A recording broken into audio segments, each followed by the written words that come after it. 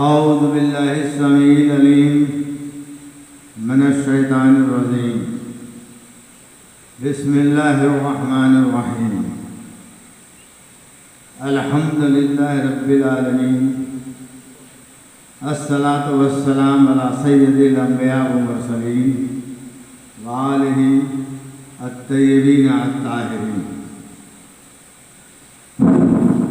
وقل جاء الحق وزهق الباطل ان الباطل كان زهوقا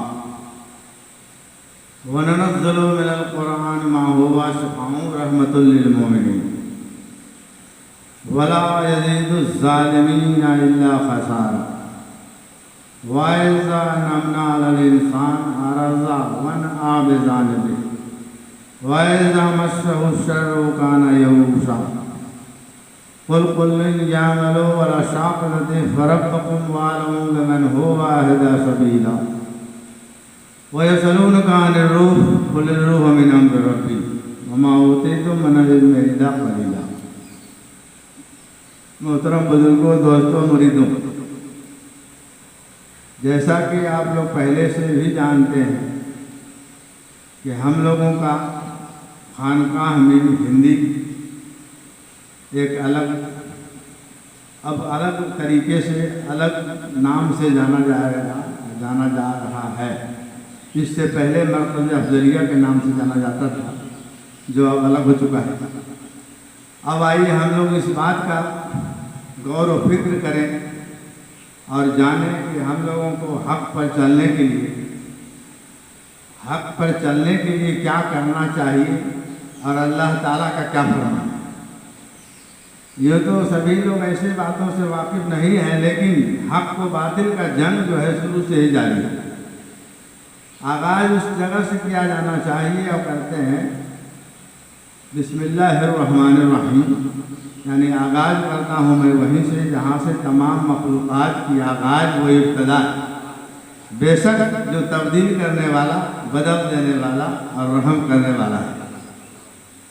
جب کچھ نہیں تھا تو خدا تھا اور کچھ نہ ہوتا تو خدا ہوتا. جب خدا کو خیال لا آیا کہ ہم کچھ نہیں تھے، ہم کو لوگ جانے، تو اس کو الا اللہ کہنے والے کی فکر ہوئی. تو اس نے سوچا کہ اب لوگ ہم کو کیسے جانے، اس کے لیے اب اس کا طریقہ انہوں نے نکالا اور اپنے نور سے نور محمدی کو الگ کیا، اور اس نور محمدی سے تمام کائنات کو جو آج ہے، تمام جتنے بھی کائنات میں جو کچھ بھی ہیں، سب نور محمدی صلی اللہ علیہ وسلم سے ہے اور انہی کے لیے ہے اور انہی سے ہے اور انہی کا ہے. تو تمام مخلوقات کو بنانے کے بعد اللہ تعالیٰ کو اس طرح کا چین قرار نہیں آیا جو ان کو چاہیے. اس کے لیے انہوں نے 18,000 مخلوقات کو تیار کیا، اور یہ 18,000 مخلوقات کا نچوڑ انسان کو پیدا کیا. اور انسان کو بنانے کا جب ارادہ کیا تو اس میں بہت سارا وقت لگا اور سوچ سمجھ کر تمام فرشتوں سے فرمایا اذ قال ربک للملائکۃ انی جاعل فی الارض خلیفہ، کہ میں اپنا ایک نائب بنانے والا ہوں، ایک فرشتہ بنانے والا، ایک اپنا خلیفہ بنانے والا ہوں. تو فرشتوں نے کہا کہ کیا ضرورت ہے اس کے بنانے کی، ہم لوگ تو ہے یہ ہیں. تو اللہ تعالیٰ نے فرمایا کہ جو میں جانتا ہوں تم لوگ نہیں جانتے، اور اس لیے بنا رہے ہیں کہ اتنا مخلوقات بنانے کے باوجود بھی ہم کو چین و قرار نہیں، اس لیے اب ہم اپنے خلیفہ کو بنانے جا رہے ہیں. جیسا کہ قرآن حکیم میں اللہ تعالیٰ فرماتا ہے وَإِذْ قُلْنَا لِلْمَلَائِكَةِ إِنِّي جَاعِلٌ. قرآن حکیم کا ایک ایک لفظ جو ہے، قرآن حکیم کا ایک ایک جو لفظ ہے، ایک ایک تمام حقیقت سے بھرا ہوا ہے اور تمام حق سے بھرا ہوا ہے. اس لیے ہم لوگ قرآن حکیم کے حوالے سے ہی کچھ جاننا چاہیں گے اور جانیں. تو حضرت آدم علیہ السلام کے لیے انہوں نے قرآن حکیم میں فرمایا ہے وَهُوَ الَّذِي أَنشَأَكُم مِّن نَّفْسٍ وَاحِدَةٍ فَمَسْتَقَرٌّ وَمَسْتَوْدَىٰ. اور وہی ہے جس نے تم کو ایک جان سے پیدا کیا اور پھر کہیں تمہیں ٹھہرنا ہے اور کہیں امانت رہنا ہے۔ اس کے بعد اللہ تعالیٰ کا فرمان ہوتا ہے حضرت آدم کا نکاح کیسے ہوا اور کیوں ہوا۔ لیکن جب آدم علیہ السلام کا پتلا کو انہوں نے جب بنایا اس کے بعد فرمایا فَإِذَا نَفَخْتُ فِيهِ مِن رُّوحِي فَقَعُوا لَهُ سَاجِدِينَ، جب میں اس میں اپنی روح پھونکوں گا تو تم لوگ سجدے میں گر پائیں گے۔ اور پھر آدم علیہ السلام کا سارا واقعہ آپ لوگ جانتے ہیں، اور ان کو یہ کرنے کے بعد بنانے کے بعد جب فرشتوں نے سجدہ کیا سبھی نے، اور الا ابلیس انہوں نے سجدہ نہیں کیا اور سجدہ سے انکار کیا، تو حضرت آدم علیہ السلام کا نکاح ہوا کے ساتھ کر دیا۔ اس وقت سارا پردے اور حجلے جتنے بھی ہیں لگائے جائیں، اور انہوں نے اللہ تعالیٰ نے فرمایا کہ تمام لوگ جگہوں پر سرا پر پردے اور حجلے اور جتنے بھی ہیں سب جگہ لگائے جائیں، اور طبق اور جر و مراورید اور جواہرات نثار کیے جائیں، اور ساتویں آسمان کے فرشتے سب درخت طوبہ کے نزدیک حاضر ہوئے۔ بعد حق تعالیٰ نے پردے سے سب اٹھا دیا اور ثنا اپنی آپ کو سنا دی، کہا حمد میری ثنا ہے اور بزرگی میری چادر ہے اور عظمت میری ادار ہے، اور مخلوقات کل میری غلام اور لونڈیاں ہیں، اور انبیاء میرے رسول اور اولیاء ہیں، اور محمد میرا حبیب اور رسول ہے، اور پیدا کیا میں نے کل سیکو تائی کے گواہی دے میری وحدانیت کی، اور گواہ ہیں میرے فرشتے سب آسمانوں کے رہنے والے سب عرش کے اٹھانے والے۔ بتحقیق میں نے نکاح دلوایا آدم و حوا کو ساتھ اپنی بدی و فطرت و منی و قدرت کے، اور آدم کا صداق اور حوا کی مہریں میری تسبیح اور تنجیہ اور تحلیل اور تقدیس ہے۔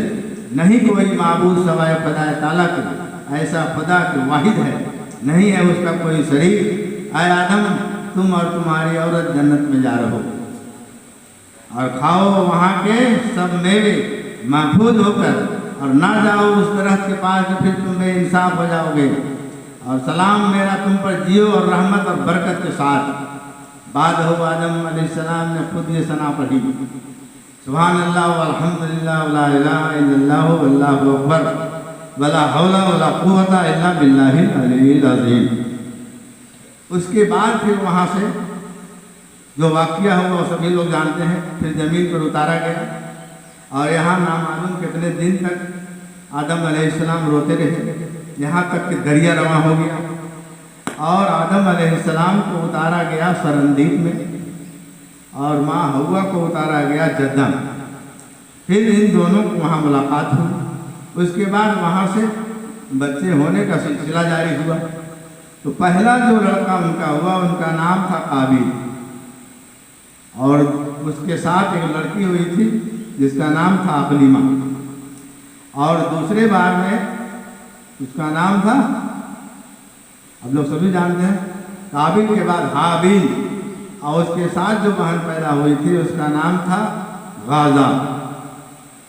تو جب اس دونوں جب جوان ہو گئے، دونوں لڑکیاں اور دونوں لڑکے، تو آدم علیہ السلام نے فرمایا کہ اللہ کا یہ حکم ہے کہ حابیل کی شادی قابیل کی بہن اقلیمہ سے کی جائے، اور قابیل کی شادی حابیل کی بہن غازہ سے کی جائے۔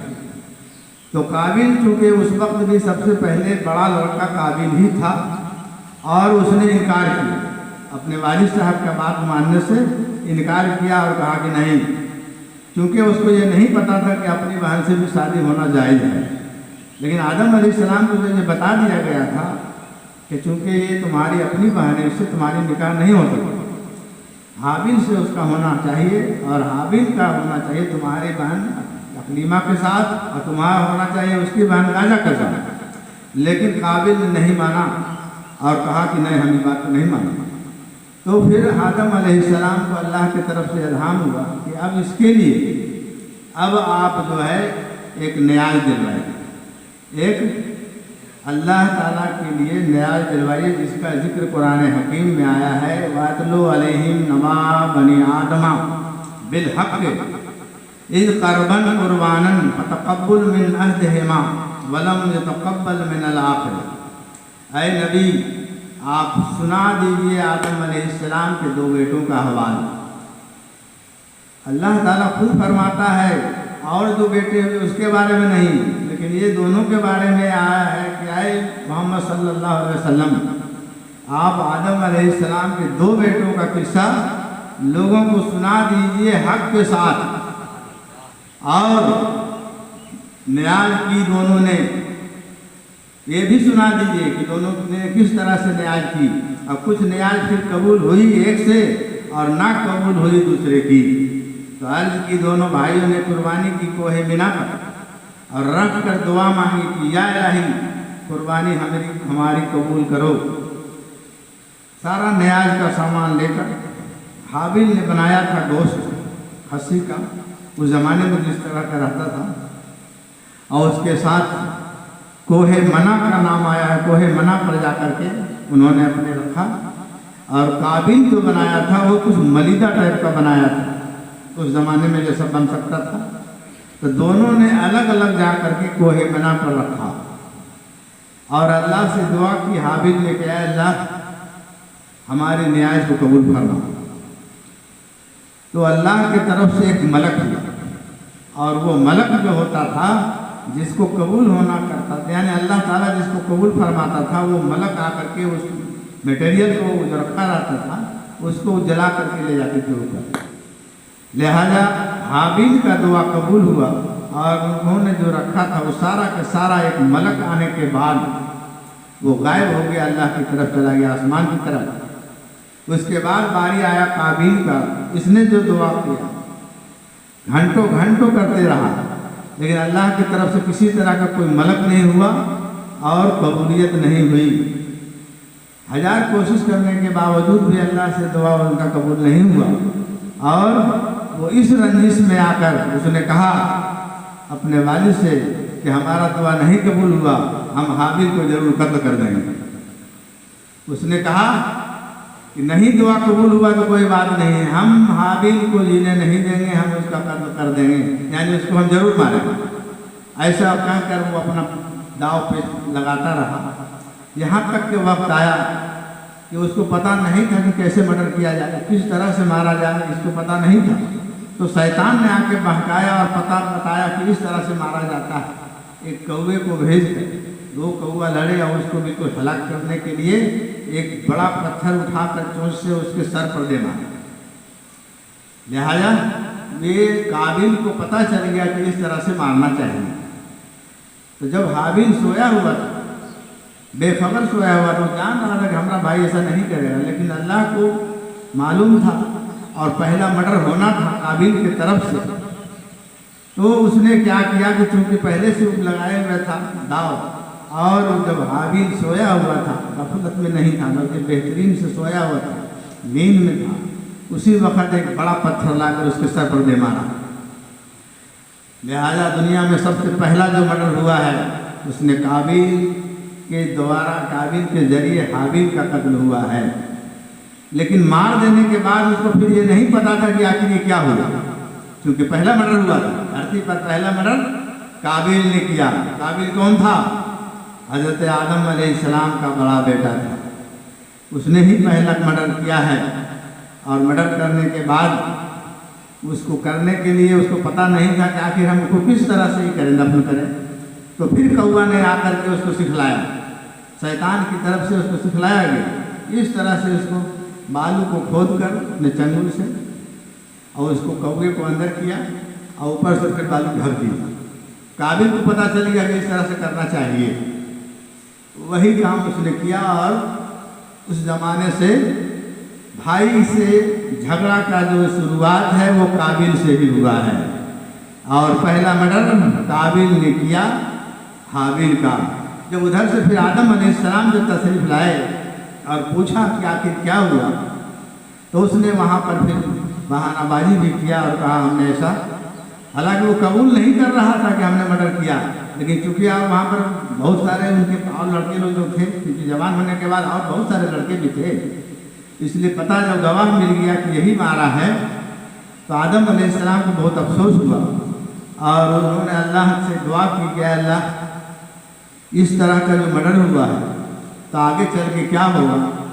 تو اللہ کی طرف سے کیا جواب آیا اس وقت تو نہیں پتا، لیکن پہلا جو مرڈر ہوا ہے وہ قابل نے ہی کیا ہے جو آدم علیہ السلام کا بڑا بیٹا تھا.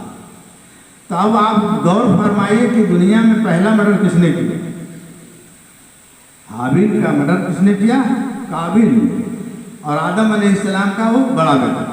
اس کے بعد پھر شروعات جاری رہا اس طرح سے جھگڑا، لیکن مرڈر پھر نہیں ہوا. پھر ان کا جو خلیفہ ہوئے حضرت شیش علیہ السلام، جو سب سے چھوٹا لڑکا ہے. آدم علیہ السلام کے سب سے چھوٹا لڑکا جن کو آپ نے خلیفہ بنایا وہ حضرت شیش علیہ السلام ہے. شیش علیہ السلام سے پھر اس طرح سے چلتا رہا اور یہاں تک کہ آج تک خلافت کا سلسلہ قیامت تک جاری رہے گا. یہ ساری باتیں ہونے کے باوجود تمام لوگوں کو یہ بات پتہ ہے اور نہیں ہے تو اس کو جاننا چاہیے کہ پہلا جو ہے قتل کس نے کیا؟ آدم علیہ السلام کے بڑا لڑکا قابل نے حابیل کا مرڈر کیا ہے. تو اب ہم لوگوں کو چاہیے کہ اس بات پر غور و فکر کریں کہ اللہ تعالیٰ نے یہ کیوں فرمایا کہ آپ سنا دیجئے اور کسی بیٹے کا قصہ نہیں سنائیے. اے نبی، اے محمد صلی اللہ علیہ وسلم، آپ سنا دیجئے آدم علیہ السلام کے 2 بیٹوں کا احوال حق کے ساتھ اس لیے کہ حق و باطل کا جنگ وہیں سے جاری ہے. حق کا و باطل کا جنگ جو ہے اسی ٹائم سے، اسی وقت سے جاری ہے جس وقت ابلیس نے سجدہ کرنے سے انکار کر دیا تھا. اور یہ جو جنگ ہے حق و باطل کا قیامت تک جاری رہے گا. ایسا نہیں کہ ختم ہو چکا، یہ قیامت تک جاری رہے گا.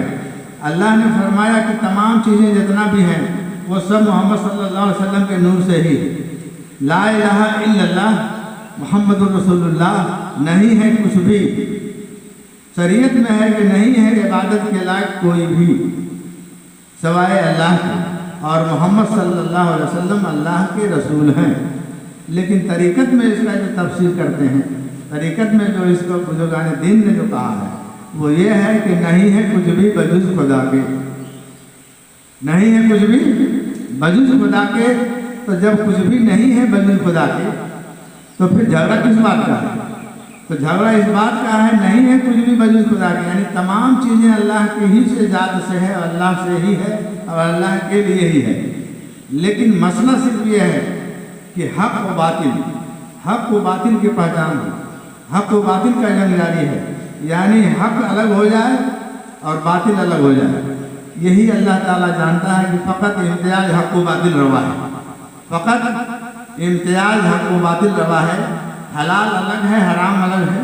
کون چیزیں حلال ہے اس کو کھائیے، کون حرام ہے اس کو چھوڑیے. کون حق پر ہے اس کا ساتھ دیجیے، کون باطل ہے اس کو چھوڑیے. اللہ تعالیٰ سے کسی کو آزمانے کے لیے حق و باطل کا جنگ جاری کیا ہے اور ان کے طرف سے نہیں ہے. یہ تو ابلیس کی طرف سے ہے کہ وہاں سے اس نے انکار کر دیا اور انکار کرنے کے بعد جو شروع ہوا ہے تو کہا کہ ہم کو مہلت دی جائے. کہا ٹھیک ہے تم کو مہلت دیا جاتا ہے. کب تک؟ قیامت تک کے لیے اس نے مہلت مانگ لی. قیامت تک کے لیے جب مہلت مانگ لیا ہے تو ایسے حالات میں قیامت تک یہ جاری رہے گا. کوہ منع پر جو ان کو کہا گیا تھا وہاں سے جو شروع ہوا تو قیامت تک جاری رہے گا. تو اب اس وقت کیا ہوتا تھا؟ آدم علیہ السلام کے زمانے میں منع پہاڑی پر آتش یعنی جو ملک ہوتا تھا وہی حاکم تھا، فیصلہ کرنے والا وہ ملک تھا. جو چیز کے انصاف کے واسطے اس پر رکھی جاتی تھی تو غیب سے آگ یعنی ایک ملک آ کر اس کو جلا دیتی تھی تو خدا کے درگاہ میں مقبول مانی جاتی تھی. اس کے بعد بدلا زمانہ، پھر بدلا. تو دوسرے زمانے میں جب نوح علیہ السلام کا زمانہ آیا تو حاکم کشتی تھا.